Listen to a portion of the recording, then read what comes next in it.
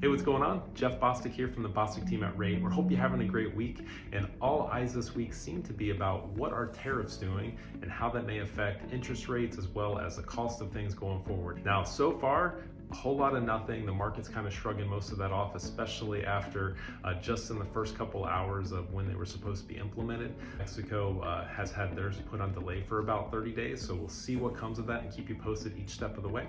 Outside of that, last week we had two major events. We had the first Fed meeting of 2025 with them keeping rates unchanged, and that was as expected.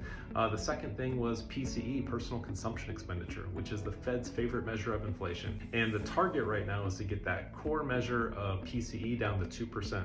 Now that remains elevated. Now it was unchanged year over year at 2.8%. That was as expected, and the headline number creeped up a little bit, but also in line with expectations. Now we should be seeing inflation numbers start to creep down this month in February with the December numbers. So lots to come there. In other news, we had Q4 GDP numbers come in a little below where we were hoping.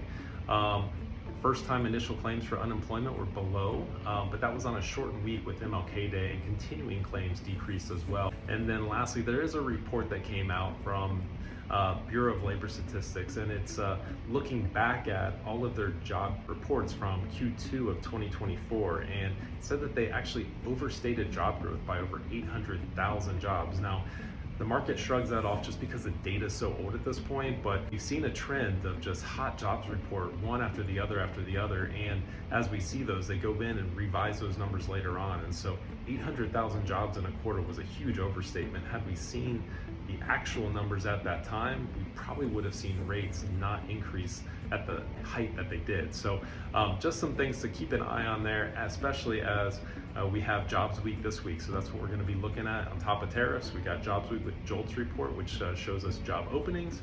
We have the ADP jobs report on Wednesday, and then we have the BLS jobs report for January on Friday. So lots of news this week. Could be market moving. We'll keep you posted. Make it a great week.